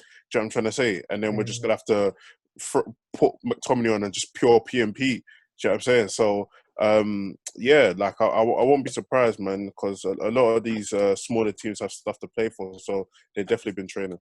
Cool. Got another question from the Discord community from Guna London _. Which club do you think has benefited the most because of the temporary suspension of the league? I know Lewis mentioned Bournemouth just now, but are there any other clubs that you think have benefited a lot from this temporary suspension? Leicester, because we're catching them. Yeah, Leicester were really cooling off the pace, weren't they? Like they fell off, and then they won 2 games again in a row, but it was still a bit shaky because indeed he had just come back, but they were still very, very shaky. Like those games were like yeah, they didn't really deserve to win, but they won them anyway. So getting them out of the mud, yeah. Yeah, Leicester 100% because they were in free fall. But then again, they haven't got a easy run of fixtures. That's what I was gonna say as well. I was gonna say like the thing is with them as well. Now that they have had such a long break, it might be a thing where if they start off bad, I think it will just be a thing where it could be a thing where they just go down here and they fall out of it. Like I'm not even like any risk of them being cool. I think so.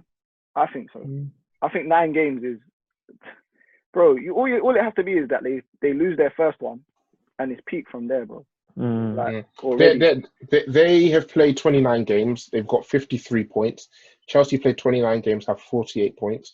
We've played 29 games, have 45 points. Wolves have played 29 games, have 43 points. So if you're talking about another 9 games, which another 27 points up for grabs, they've got. How many points do you think they need to be confident that the teams below them are not going to catch them? I think if they reach 65 points, they can be confident that they've secured their spot, and 65 points is four wins out of their last 65 points for top 4.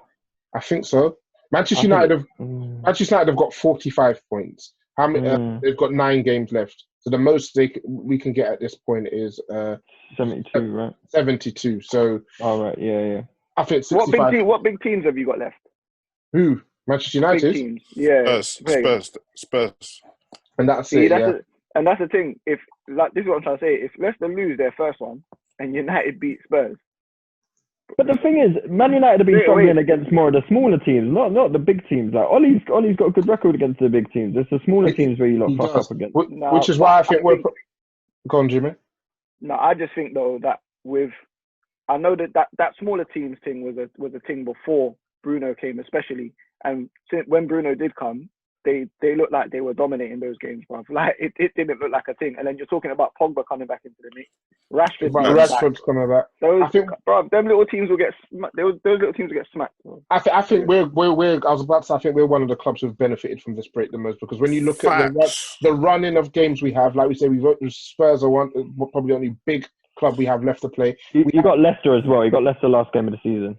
Okay. We'll call it what you want. We'll say Leicester as well is a big club that we have to play. But we struggled against the smaller teams because we didn't necessarily have the quality to break them down. We've brought back one of the best playmakers in the league. We've brought back Marcus Rashford, who was having the season of his life.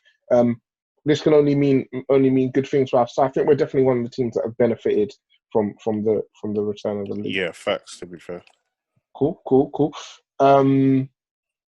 That's okay. I guess this question can be for all of you, but mainly you, Lewis. Again, from our Discord community, Kyrie G. What do you want to see, and what do you expect to see from Pepe in these last 10 games? So that's very clear, Lewis. So don't try and muddle it up. What do you want to see, and what do you expect to see? You see it? You notice how expect is much lower than with my hands. Yeah, I saw it. I saw the nice illustration there. The benefits of visuals, eh? That's podding for you, bro. Yeah, I get it. What I would like to see is well, it goes without saying what I'd like to see. I would like him to see him doing the best that he can be and doing the best for Arsenal, and that's scoring goals, creating goals. What does that look like, though? What's that the base on? Both. That is both. That's being elite. Do you know what it is? I think. Hello. Easy. We ain't fighting. We ain't fighting here, mate. I think Arsenal fans, whether they would admit it or not, really want to see Pepe being a leader on the pitch. And so far, yes, he has been decisive in a few games. Okay, he has popped up with a goal, with an important goal or an important assist, but he hasn't been our offensive leader. He hasn't been the guy to really put us on his back. And for 72 million, that's what you're signing a player to do. There's no debate about it. No Arsenal fan can sit here and tell you. They can tell you all the stats in the world. No one can sit there and tell you Pepe has put us on his back. Not one game, but maybe the game where he came on and slapped 2 free kicks in when he came on as a substitute in Europa League. Yeah. But there hasn't been another game where he's done that, where he's put us on the back, and that is what we expected from Pepe when he joined. So more of that, a couple performances like that, because the thing is we're looking for something. Yeah, you're right. Our season is probably over, but we're looking forward to next season now, and these last 9 games are really going to signify, what the mood is going to be like going into next season. If Pepe has, 5 or 6 more stinkers he's not getting in the team because Nelson is playing and stuff like that, what does that say for him next season? What does that say for him next season? He really needs to pull his finger out, and I don't know if he has it in him.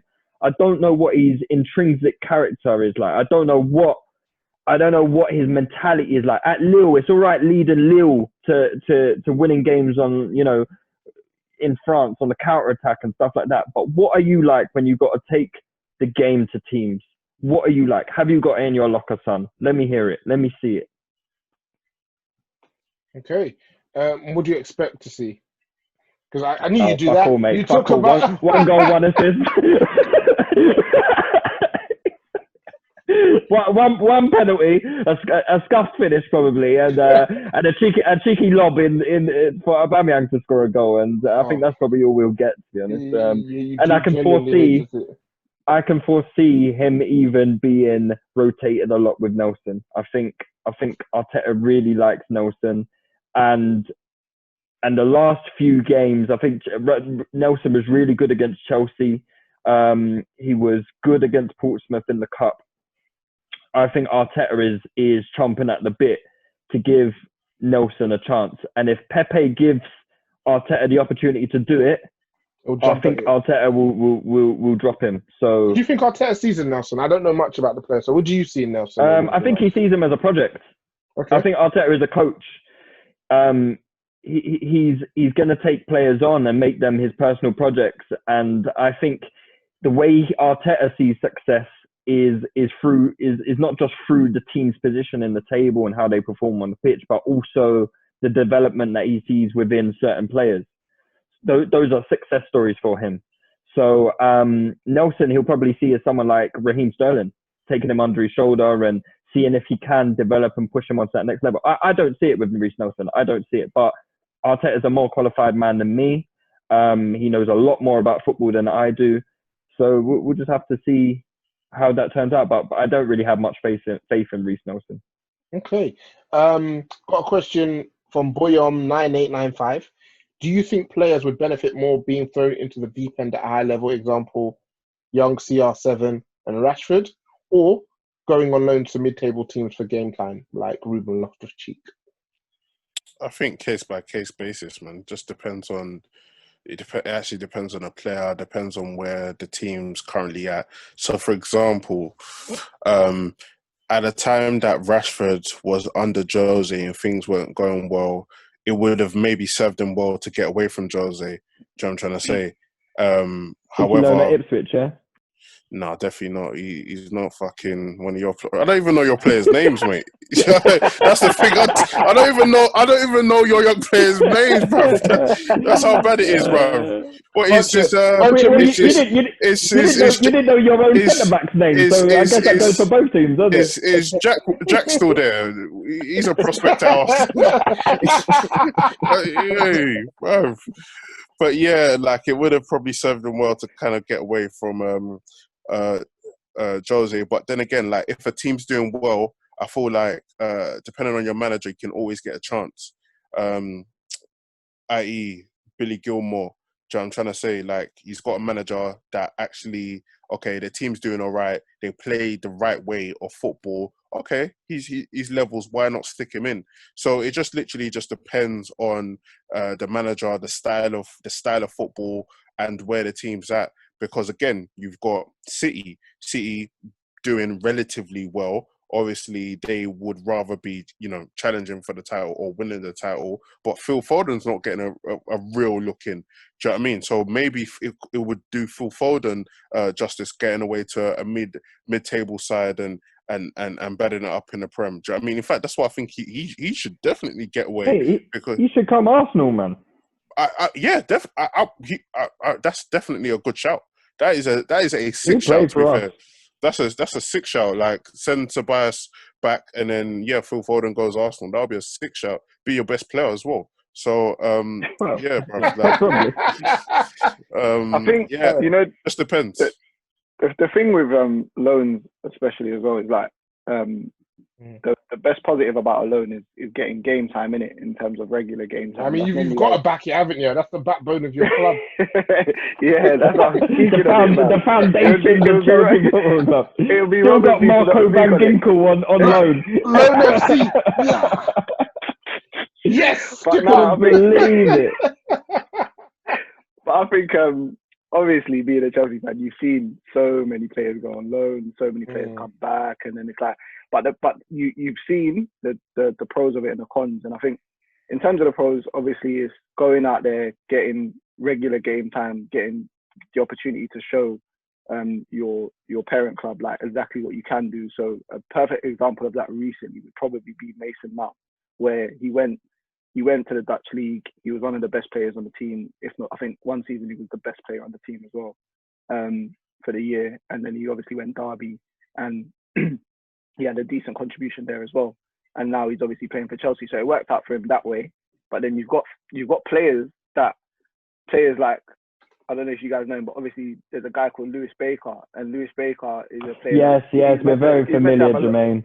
He's meant to have Remember, we share a group chat with me. Yeah, exactly. But with Lewis Baker, you'll say to someone, "Oh, Lewis Baker's got bags of ability," and no one will believe you. But the thing is, he actually has got ability, but the loan system hasn't worked for him at all. Every single club that he's gone to, the thing is, you have to go to the club with the right environment, the right manager, the right style of play to suit that player.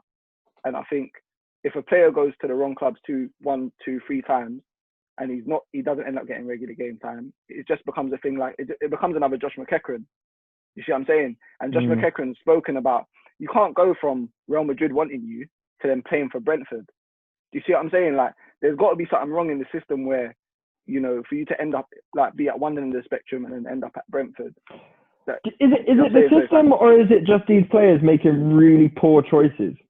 That as well, because they also decide, they can also, tell their managers kind of where they want to go, but you're left in a sticky situation where I'm even talking about signing contracts.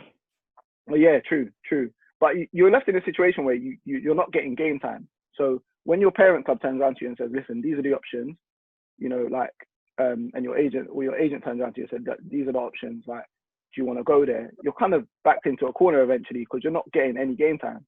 So you need to go somewhere. You need to take a chance somewhere. It even happened to Van Aanholt as well. Van Aanholt was meant to go to a club in Holland, where Steve McLaren was the manager at the time. And I don't know what happened. Because Vitesse was our feeder club at the time, I think we had to send him there. But he didn't want to go there. He wanted to go to FC20. So there you go, brother. And then it ended up being a thing where he went to Vitesse. He wasn't playing too much at the beginning. Then eventually he started to get game time. But that loan didn't really work out for him. The Wigan loan didn't work out for him. So he's ended up with Ellis now. When you look at the overall picture of loans, like if you were to measure, like say for example, we take every loan deal, okay, and we try and measure whether that loan was a success in some way, shape, or form. How many of those loans do you think would be a success? Okay. What do we let's start with how we define a loan as being a success. Do we define it as a player going on to have a healthy professional career, or do we define it as a player having a healthy professional career at the club that loaned them out? I think you send out a player on loan to benefit the club, right? Whether that be by you selling him for more money because he's got more game time, so you've managed to get a good transfer fee at him, or he comes back to the team and provides you value as a player, right? So I think those are the two main measures for success in loan deals, in my opinion. And I would be shocked if even 10% of loans end up ticking either of those two boxes. It's minimal, man. In fact, I think also like a lot of clubs need to start putting into contracts where the players need to play X amount of games, because as a young player, like Jay said, you get put to a team and you're not playing, you're just sitting down because they got some old stalwart who's like the captain of the team or who's a mainstay, and he doesn't want to lose his place to a young player as good as that young player is. So I think as clubs, they need to make it imperative that my player plays 75% of the games, or something where he's definitely going to get games, and also further his development. Because I know that's what Liverpool do with certain loans, that they have to make sure that their player is playing. Because what is the point of us giving you a player and you're not going to play him? And you're not going to get exactly. Arsenal did the same with Nketiah at Leeds, and obviously it got to a point where Leeds weren't playing him anymore, despite Nketiah scoring quite a few goals for Leeds. But what's my guy's name? Bielsa. He weren't playing him, so we took him back in Jan, and now there's an argument to be made that he should start against Man City. Some people will tell you that he should probably start over Lacazette, and I think if you're going on merit, he probably should if you're going to put Aubameyang at left wing. So is that a loan that benefited Arsenal? I guess it's hard to say in that regard, but I think it does, because it's added transfer value to him. So if we wanted to sell him in the summer, we would get significantly more than we would before of that Leeds loan, if you get what I'm saying. I think with some of the loans as well, I think it's not always just based on performance as well, in terms of like how well they play for the team. Sometimes you want them to get conditioned in a certain league. So I think when you send a lot of players to the Championship, they get roughed up a lot in it. Like all of the elbows and all of this stuff in the face, and these old guys that they know all the tricks in the book. Like if you're a young player and you go and play there and you manage to get a ton of games there, which is like what Reece James did for Wigan, then when you come into the Premiership and you do start to get eased in by the manager, or you start the next season, you're not going to be so overwhelmed by the strength and the conditioning of the players that you're playing against. So like sometimes it's just about that as well. Sometimes it might just be a thing where they just want to toughen you up. So even if you lose your games or you don't play that well, you might come away from it just a stronger player in general. Do you see what I'm saying? So it just it depends what the targets are. Do you know what I'm saying? Different players will have different targets. Clubs will have different reasons as to why you go on loan places. But more importantly, I think the most important thing does come down to like the game time. Definitely. Cool. I think I liked a loan that I think really worked was Christensen's when he went to, where did he go to? But he went for 2 years. No, Gladbach, yeah. Yeah. But then that was it Gladbach? Was it? Gladbach, sorry, yeah. Yeah, he went to Gladbach, yeah. That manager then means that he can consider that player as a part of his plans for 2 years. And it just means that for a lot of them, it becomes a choice between, okay, give this guy who's leaving in the summer to go back to his club some minutes, or give this other player who maybe might be a younger player or maybe a squaddie who I know is going to be here or who I plan to be here next season minutes, which will help the team in the long run. You're going to go with the latter. So maybe the idea is that they get to places where the manager's going to play them, but then they stay for 2 years. So then, the manager can be like, okay, every time I'm going to pick you my team because I know next season you're still going to be around. So it's in our best interest for you to become as good a player as you can possibly be this season, because we'll immediately benefit from it. But all in all, I think it is what Dan says. You back your young players. If you want to see them do well, you play them at the club they're at. You make the time, you find the minutes. I think where we're lucky here is also we have that extra competition in the Carabao Cup, which also means that you can blood youngsters in that too. But yeah, no one's going to ever look after your things better than you will right? Yeah. So clubs need to remember that, and the players perhaps need to twist their arms in the sense that if you're getting to 17, 18 and you can't see your clear path to the first team, leave. Because a lot of the time you'll leave, go somewhere lower down the table, get that experience where you were like a future worldie at 18, but because that 18 to 21 you haven't played enough, all those other kids you were better than have caught up to you. You go low down the table, you play and continuously develop. A lot of the time, these same teams come back. Look what Pogba did. These same teams come back round and they have to get you anyway. Do you understand what I'm saying? Rather than, I want to stay on Chelsea's books, I want to be a book. Do you want to play for Chelsea or do you want to have a good, long, successful professional career? You know? Yeah, 100%. Yeah. That's the conversation they used to have. Got a question from literally Marvel. Who's going to have a better end of the season, Pogba or RLC? Two players whose names shouldn't be mentioned beside each other, but I guess. but alas, they are. They are. So, going around, who do you think is going to have a better end of the season? Well, Pogba, because he's going to play. It's mad because obviously I think Pogba will have a good end to the season, but it will be interesting to see how he plays. The question was better, Jay. The question was better. Yeah, bro. What do you mean it's mad, like, bro? I do think it's mad. I do think it's mad because the thing is, when Loftus is playing for Chelsea in an attacking midfield role, he's one of our best players on the pitch. So, like, real talk, like you never know, bro. I think RLC might score a few goals, bro. To be honest, that's like, cute. come back into the team. That's cute, bro. But what that goal scoring prowess, yeah. You lot are talking about your 33 goal midfielder, 33 goals in one season midfielder, banging all the goals, son. He ain't gonna be Pogba, is it? You gotta pick one or the other, mate. Like, who's it gonna be, bro? Yeah, nobody looks at you ain't gonna have both of them. You ain't gonna have both of them running around like headless chickens, bro. Yeah. One of them's got to chill back there. Yeah, he's trying to fill up. I don't think United fans will ever admit though that I don't think they would ever say that Pogba would score 33 goals in a single campaign. Pogba's not here for goals. Pogba's here to make the play. To make the game. He's here for comps. That's what he's here for. Yeah, I agree. To be honest, Jay, I'm conflicted. I'm on both sides. I'm on both sides. Yeah, it's very difficult for me to stay neutral here. That's all I'm hearing. I agree, Jay. Yeah. Sure.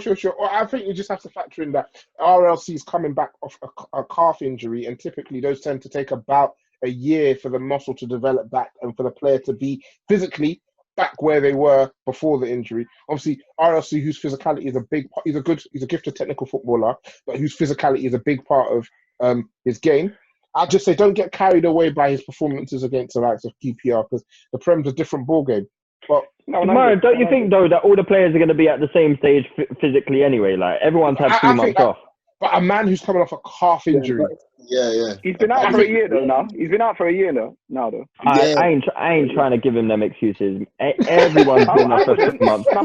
Everyone is at 20% fitness. Yeah, everyone's severely lacking match fitness. I ain't trying to hear all of this. Oh, he's coming back from an injury. Fuck all of that. He is at the same stage as everyone else. I wouldn't hear that now though. I ain't hearing it. Good, Jake, because you're not shameless. That's right. But I know there are certain people waiting to hold on to that.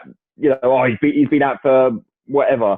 I don't think it's shameless at all. I think it's reality, man.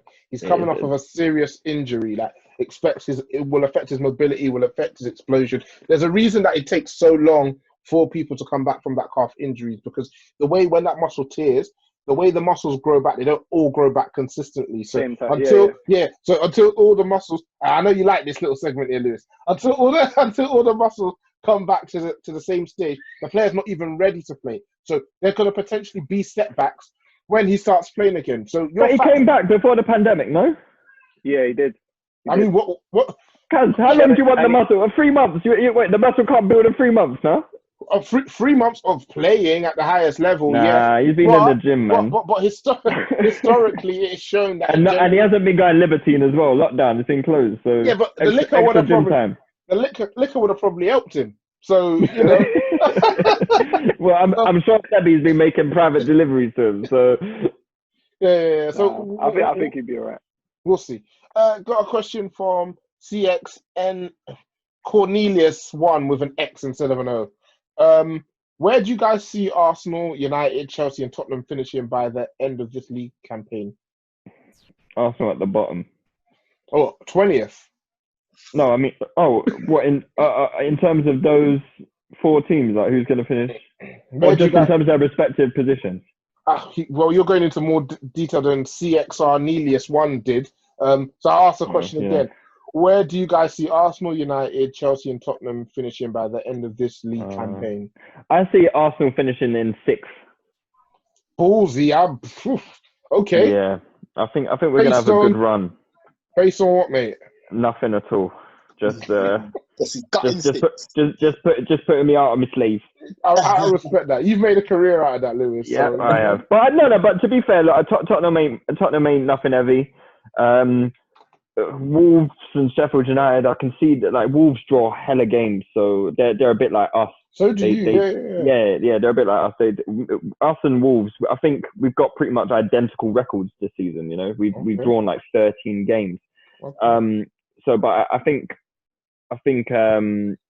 if we can start just winning a few more games, I know it's a big thing to ask, but I can see us finishing above Sheffield United and Wolves. So I think 6th place is a realistic aspiration. How about United and Chelsea? How do you guys see that shaping up? I think United are going to finish top 4 personally. Yeah, I think you guys are going to be strong on this back end. Keeping Ollie in the job, which is, I don't mind it. You don't mind at all. I think Pogba and Rashford come back is massive. Ollie's better than Arteta, by the way. So okay, that's fine. That's okay. That's all right. I don't mind that. I respect that, Lewis. Sebi wanted the bat. You didn't even give it to him. You're not going to give him it. You're not going to give him it. You feel so empty now, Seb. Like, what's it? Hello, smile. Empty like my hello bottle. Gonna drench himself in LO after the pod. And so you see Chelsea finishing 5th, yeah? Yeah, I think Chelsea finished 5th, and I think Leicester will just about hold on. Yeah. I think they've got a good enough gap that they'll be fine. Yeah. And Jermaine, do you care to add anything to that, or are you just gonna let that marinate? You're muted, Gov. I think we'll finish 4th still. I think we'll finish 4th. I mean, I wouldn't expect you to say anything else, really. No, the only game. Oh, hey, bro, you know what? We might even finish 3rd, you know. These Chelsea fans, they breed them all the same, you know. They breed them all the same. One of them. Remember I said we finish 3rd, you know. Leicester better be careful, fam. Don't lose that first game, cuz. Lose that first game. To be fair, you're only 5 points. You're only 5 points behind Leicester. I'm telling you, bro. If they lose, I just don't trust. I don't trust you lot to score enough goals. This is the thing. Like I know I've been saying it from the start of the season, but yeah, that's been our biggest problem. Leicester's first game is away against Watford, who were on a good run themselves, weren't they? Or had that come to an end? Or had that come to an end? No, Watford were on a good run because were they not? No. Or maybe they weren't actually. No, I thought they hired a new coach. The only thing is they just beat Liverpool, innit? Yeah, but other than that, they had 1 win in 5. Yeah, that was it. Yeah, because it was like Nigel Pearson came. Everyone was like, "Oh, here comes Nigel Pearson to get Watford winning before Arteta gets Arsenal winning." Yeah, probably watching the same episodes of Only Fools and Horses at Lamps was. Yeah, Nigel Pearson definitely was. I know he's a big fan of. I know he's a big fan of Trigger. Yeah, with Trotter as well. Now you know what? If Liverpool wrap up the league, obviously before we play them, then the only big game we've got is City, I think. Okay. Big game. Fam, Chelsea have a bad run in. Yeah, we got it's a bit of a higgy run. I can't lie. I think we still got Sheffield as well. We still got Sheffield United, but I say you lot got Sheffield United as well. Yeah, we do. Yeah, you got them at home. Fam, look how the mighty are falling like, Sheffield United. That's who we're talking about. Wow. No, but they're 30. They're 30 though. They're 30. Relative to how poor we are. To be honest. Exactly. No, ain't no Liverpool or City worrying about. Been good though. Yeah, they have, but ain't no City or Liverpool worrying about Sheffield. I think Sheffield United, they're a strong side. I think they're strong at home as well, and I think this pandemic thing, it I think you're going to see more away wins. So I think those tough away games, okay. We're seeing it in Bundesliga already. Sorry, no. Sorry, I mistook what you said. Yeah, I agree. Yeah, we're seeing it in Bundesliga. Another weekend where I think only one away team won. I think that was Dortmund. I think it was, and that was late. So, and that's been a common trend in Bundesliga since it's returned. Is a lot of away wins. I think the home advantage factor is really has just disappeared now. So, teams like Sheffield United, who have got good like strong home teams, home records that are like they could bang with the top sides in terms of their home record. I think they don't score a lot though, do they? They don't, but they probably still. They're probably not. Not much probably gonna change about these teams. It's just whether they can sustain it. Where I think we might hurt teams coming back here is that throughout the season we started off very quick and very well in the first half. Like we panned so many teams in the first half, but we just didn't convert. But I think if that happens now after this long break, I think even though like I think where Giroud will probably be playing as well instead of Tammy, I think a lot of these teams, I think we might punish them early on. I think they'll make more mistakes and stuff like that as well. So I think first 4 or 5 games, I could see us going on a decent run of wins. I can't lie. But you don't want to hold another 4-piece. You don't want to hold another 4-piece like you did. Lamps might do another 7-game winning streak, guys, and then we're holding dry for them. I hear you. Final question from Undisputed Les. In your opinions, what is Manchester United's best midfield combination? But Tom's got to be in there, isn't he? No. I'm going thinking Bruno and Fred. Do you think Fred's a bit lightweight for that deepest midfielder role? Do you know what? It's just he's a man. He gets run ragged. He does, man. He does. Like, to be fair, yeah, Fred would work if we had like a different manager with like a different system in it. Do you know what I mean? But if we're keeping it G-rule, we're gonna have to keep. We're gonna have to put Matic in there, bro. Because as I said, Matic has he's got a good burst of 5 games in it. Do you know what I mean? Regardless. That's halfway there. Yeah. He's got the finish line. That's halfway to the finish line, bruv. Matic has got a good 5 game run in him. Do you know what I mean? Every time he comes back, either from injury or it's the start of the season, first 5 games, 6 games, he looks like a top player. Yeah, he looks sick in it. So it just makes sense to play Matic, Fred, and Pogba just for now, in it, and then I don't know. It's a bit of a difficult one because. I'd like to play McTom. It's just that his passing aspect. If he's going to play if he's going to be the deepest player, it's all fine and well. It's all fine and well winning your duels and being in the straw or whatever. But if you're then like your passing is a bit whack, then it kind of defeats the purpose. And then Pogba's got to drop in, and the whole thing's kind of fucked up, innit? So that's all right though, isn't it? Because isn't that okay? Like Pogba doing that job? Because if he's got help in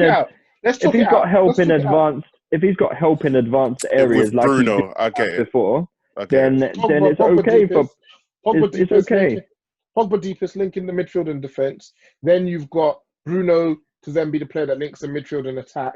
And McTominay, who's made it very clear, and we already knew this, that his best attributes are off the ball, so running box to box, kicking people. We know that he will definitely track back. He'll kick the shit out of people. Yeah. He'll track. He's got P&P as well, bro. Decent third man runs, and he'll definitely track back. On paper, that sounds decent. To be fair, Pogba's best in transition. I think if we want a solid team for that, you raise a good point, Lewis. You raise a good point. Well, that's why I'm here, Morayo. I'm not. You don't pay me for anything for nothing, do you? A broken clock is right twice a day, mate. There we go. Well, I think I've been right a few times today, actually. I guess we'll end it on that note, to be honest with you. There's not much to be said after that. I want to thank you guys all for your time. Lewis, a pleasure. Seb, good to see you, brother. Cheers, man. Ellis, listen, if you need that hangover cure, just drop me a PM. I've got a few things that I've used in the past. I'll shout you, boy. Jermaine, always good to have you on, bro. Brother. Thank you. So thank you once again for listening, guys. Take care. When I spit bars in a rave, man, I go hard like Santan.